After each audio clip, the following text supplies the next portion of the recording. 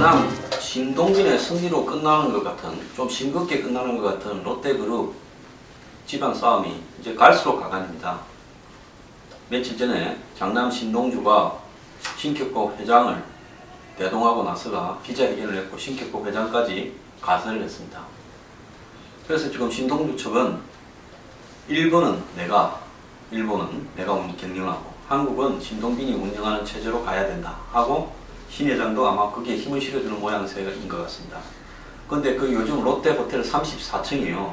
신격호 회장이 오랫동안 거주해온 주거인 모양인데 호텔이 이제 뭐 펜트하우스를 아마 집처럼 사용하시는 모양인데 양쪽에서 보낸 경호원들이 서로 같이 서 있고 또 비서실장을 신격호 회장이 새로 임명한 비서실장, 신동빈 회장에 의해서 임명된 비서실장 2명이고요.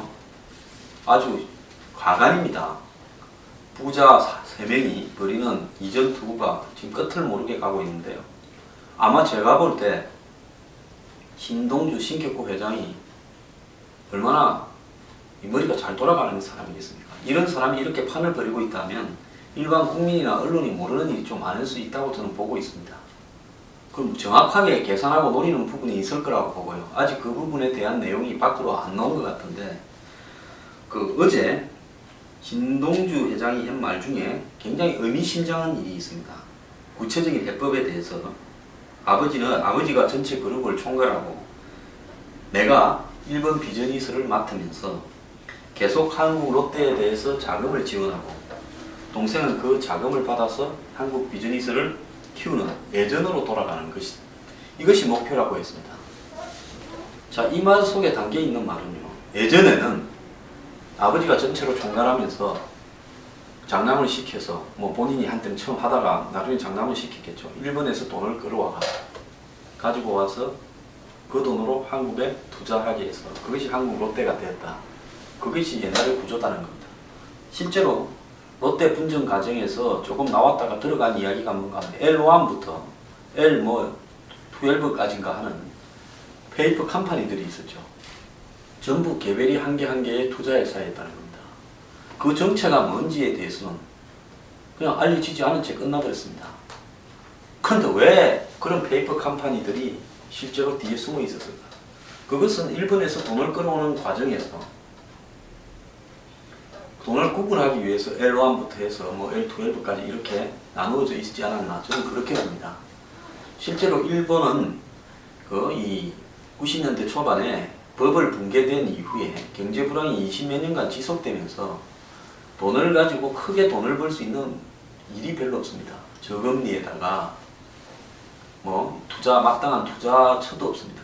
그런 일본에서 저금리로 돈을 한국에 가지고 와가지고 그 돈을 한국에 이 다이나믹한 경제 성장 과정에서 투자를 해서 몇 배를 불리고 배당금을 받아가는 이런 형태들의 구조가 롯데그룹의 성장 과정에서의 기본적인 축이었을 거라고 보이는데요.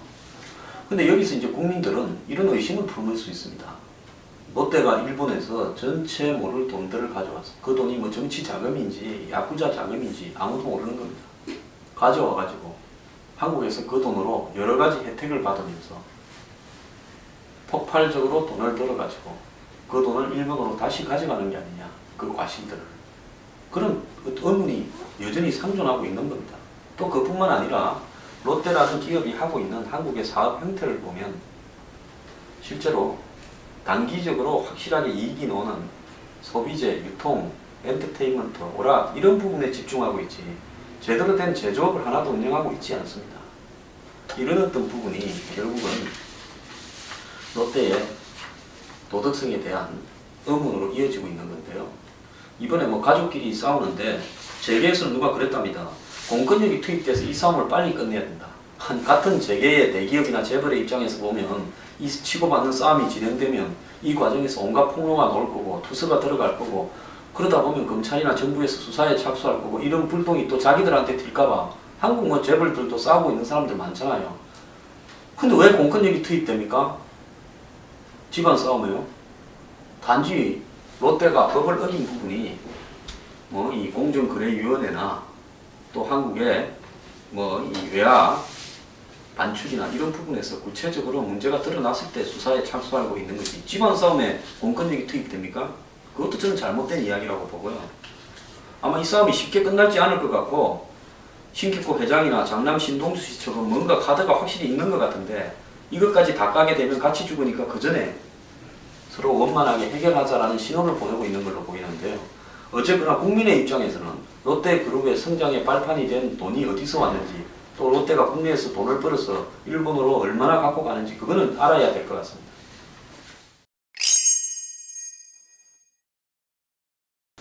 지금 뭐 상고법원을 만드는 문제가 국회에서 좀 반대도 있고 해서 표류하고 있다. 이렇게 이제 이야기가 나오고 있는데 일반 국민들은 상고법원이 왜 필요한지 뭐 때문에 있는지 잘 모르니까 이 이야기를 좀 하고요. 그 다음에 대법원과의 상고법원의 관계, 대법원의 지금까지의 행태 부분에 대해서 이야기를 좀 하겠습니다. 1년에 4만 건 이상이 상고가 된답니다. 그러니까 1심에서 2심으로 어필하는 것을 항소라 하지 않습니까? 그래서 고등법원 2심에서 3심 대법원으로 하는 것을 상고라 그러죠. 근데 연간 상고 건수가 4만 건쯤 된답니다. 그래서 대법원의 대법관은 몇 명 안 되죠. 몇 명 안 되는데 4만 건을 처리하려다 보니까 주말까지 일을 해도 벅차다.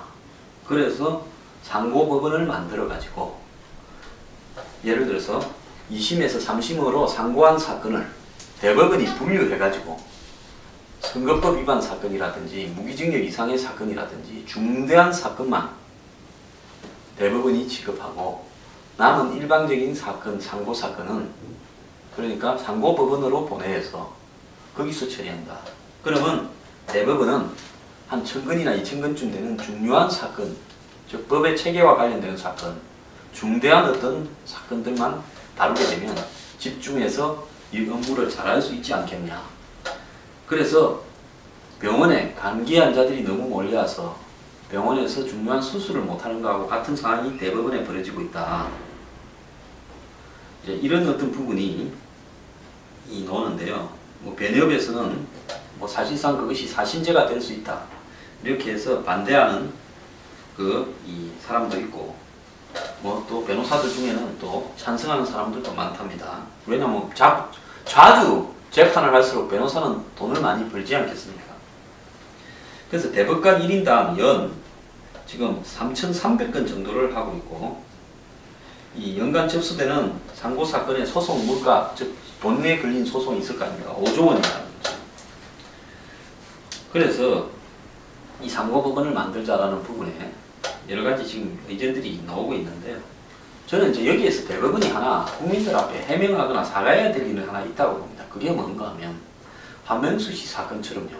정말로 중차대한 사건을 예를 들어서 뭐 연간 4만 건 이상씩 오는 이런 사건에 섞여 있어서 그것도 일이 바빠서 못했다라고 이야기할 것인지, 또 지난 선거 때 대선 때 예를 들어서 그 선관위 무슨 노조위원장 전직 노조위원장 출신이 그 야권 지지자들을 모아가지고 지난 대선에 개표 조작이 있었다라고 한 사건도 그 4만 건에 휩쓸려서 바빠서 못했다는 것인지.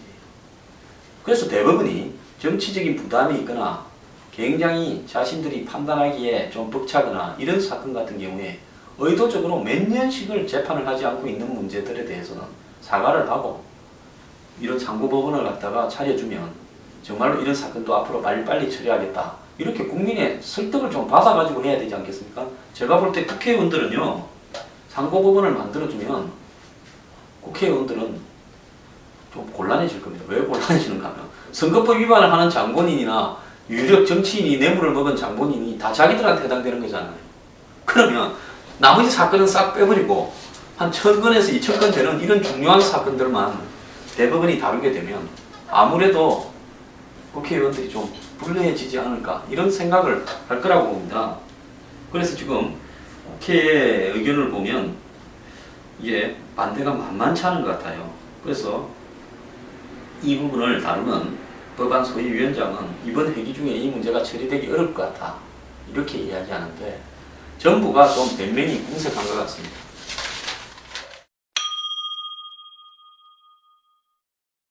단연 그 인터넷 포털 2등 업체 다음이 얼마 전에 그 카카오와 이 합병을 했죠. 그래서 이제 다음 카카오 법인이 됐죠. 그 뒤에 이제 이 카카오톡이 대부분의 한국 국민들이 다 카카오톡 하고 있지 않습니까? 무슨 서비스를 했습니까? 카카오 택시를 했습니다. 그래서 이제 많은 사람들은 궁금해 할 겁니다. 즉 카카오 택시 해가지고 카카오톡 시스템을 가지고 택시를 불러가지고 내가 타고 가는 게 이용자 입장에서는 편리한 서비스고 부가 비용이 안 드는 서비스지만은 저거를 운영하는 카카오 입장에서는 뭘 기대하고 저럴까? 어디에서 돈을 벌까? 그 저도 이 페이, 그러니까 요즘 인터넷으로 지불하는 이런 부분에서 돈을 카드가 아닌 예를 들어서 뭐 요즘 뭐 페이와 관련되는 선전들이 많지 않습니까? 니나노도 있고 이런 것처럼 카카오톡이 이 페이먼트 부분에서 새로운 전자 페이먼트 부분에 진출하려고 하는 거 아니냐, 택시 결제 그렇게 생각을 했는데요. 고급 택시 사업에 진출했습니다. 굉장히 의외라고 보는데요. 얼마 전에 국회에 법이 개정되어 가지고 뭐 관광진흥법을 하면서 다루는 건데 뭐 벤츠 같은 고급 차를 가지고 택시라는 그 경광등을 붙이지 않고요. 노란 그냥 차에 남바만 붙인 채 고급 택시 사업, 리무진 택시 사업을 하도록 허용해 준 게 있습니다. 카카오 택시가 이 택시를 서비스한 지 7개월 만에 지금 고급 콜 택시 사업에 진출했다고 합니다. 그래서 중상류층을 고객으로 해서 지금 벤처차, 벤처 E230 90세대와 렉서스 ES350 4대 등 3000cc급 수입차 100대를 확보해가지고 여기에 월급 300만원씩을 주는 전담 기사를 갖다 200명을 확보했답니다. 그러니까 수입차 100대에다가 기사 200명을 확보했다. 기사 월급은 300만원이에요. 그러니까 뭐 이 영업을 하고 안 하고와 관계없이 월급으로 그냥 고정으로 주는 겁니다. 그러면서 이 사업을 뭐 자기들만 하겠다고 하면 눈치가 좀 보일까 그랬는지 서울택시운송사업조합도 끼워 넣었고 그 다음에 택시기사 관리회사 IN 뭐 이 별 의미도 없는 회사입니다. 끼워 넣어서 교육을 시켜가지고 우수한 모범 콜택시 사업을 하겠다. 이렇게 지금 선언을 했습니다. 뭐 택시운송사업조합과 이 IN이라는 관리회사하고는 얼마로 지분을 나누는가는 전혀 뭐 안 밝히고 있습니다. 이제 여기에 그러면 서비스료는 얼마냐? 기본이 8,000원인데요. 만약에 이제 종각에서 여의도까지 가려면 지금 중형 택시는 만원, 뭐 때에 따라서 한 9,000원 만원 나올 겁니다. 그 다음에 모범 택시는 16,000원, 카카오 택시는 26,000원, 즉 10km 정도인데요. 26,000원 나온다는 겁니다. 그러니까 모범 택시보다도 한 40% 정도 더 비싼 것 같네요. 그리고 전문 기사가 배치되고 뭐 승객에게 음료수 준다. 음료수 한 잔 먹고 뭐 만원쯤 더 내는 걸 좋아하는 사람도 있기는 있을 것 같습니다. 그래서 카카오 택시 앱으로 100% 사전 예약받아서 움직이는 시스템을 하고 우선 서울에서만 출발하는 것만 한다. 그리고 앞으로는 전국 지자체별로 다 해서 전국에 다 운영하겠다. 그렇게 지금 이야기를 하고 있습니다. 그래서 중상류층을 겨냥한다 이러는데요. 결국은 택시 사업을 하려고 카카오 택시 서비스를 했는가 참 의아스러운데요. 제가 왜 이런 문제를 지적하는가 하면 벤처에서는 벤처의 IT 기술을 발달시켜가지고 거기에서 나오는 소프트웨어나 그런 각종 기술을 통해가지고 돈을 버는 쪽으로 가는 것이 옳다고 봅니다. 이런 예를 들어서 일종의 어퍼를 운영하는 회사가 그 어퍼를 가지고 택시 사업을 하는 것이 옳으냐는 부분에서 저는 조금 사실 문제가 있다고 생각합니다. 좀 있으면요. 카카오 택시 그 서비스를 이용하는 사람에게 서비스료를 한 500원이나 1000원 정도 받지 않을까도 생각이 듭니다. 제가 이런 사업이요. 솔직히 서민의 사업 영역을 침해하는 부분이라고 저는 보고 있습니다. 그 대표적인 게 뭡니까? 배달 서비스입니다. 요즘 배달 앱이라고 해가지고 다 배달 앱이 있다 보니까 지역의 자영업자들, 뭐 중국집 하시는 분들, 뭐 식당 하시는 분들 이런 사람들이 전부 가입합니다. 가입을 안 하면 연락이 잘 안 오니까요. 그러면서 수입의 20-30%를 배달 앱 회사에 갖다 바치는 꼴이 되면서 처음에는 수입이 좀 늘어났지만 나중에는 그 배달의 회사에 수수료 지불하고 나면 자기 남는 게 별로 없다. 이런 지금에 부딪히는 거 아닙니까? 그래서 도대체 이런 분야에서 첨단적인 기술이 왜 진출해서 택시 사업까지 해야 되는가? 전 정말로 의문이라고 봐요. 정부가 중소기업, 고유업종 이런 걸 지정하는 이유가요. 재벌이나 돈 많은 사람이 해야 될 일이 있고 해야 되지 않은 일이 있기 때문에 그런 부분에 못 들어오게 하기 위해서 그런 걸 하는 거 아닙니까? 자, 택시 사업이라는 게요. 최대의 한계 업종 아닙니까? 지금 기존의 일반 택시들이 지금 과잉 보급돼 가지고 나이 들면 전부 또 개인 택시 하나 사서 하자고 해서 뭐 은퇴한 사람들이 택시 운전하는 사람 한둘이 아닙니다. 그러다 보니까 택시가 과잉 보급돼가 기존에 있는 택시 기사분들요 월급 평균이 150만 원이 안 될 겁니다. 그런데 다음 카카오 정도 되면 재벌회사 아닙니까? 이런 재벌회사가 앱까지 운영해서 택시 사업에 뛰어드는 부분이 이게 바람직한 것이냐? 저는 굉장히 잘못됐다고 봅니다. 그래서 기존에 택시 회사를 하던 사람이 성장해서 뭐 택시 운전업을 하시던 분들이 모범 택시를 하고 또 그분들이 나중에 무슨 고급 택시를 하고 이렇게 성장해 가는 구조가 돼야지. 그리고 월급 300을 주니까요. 택시 운전을 할 필요가 없는 분들이 뭐 공무원이나 대기업에서 퇴사한 정년퇴직한 분들이 또 택시 운전한다는 겁니다. 이것이 세상이 제대로 가는 건지 이런 어떤 부분들이 옳은 것인지 아무리 뭐 돈 되면 다 하지만 해야 될 일, 안 해야 될 일이 있죠. 정말 이건 잘못된 부분이라고 생각합니다.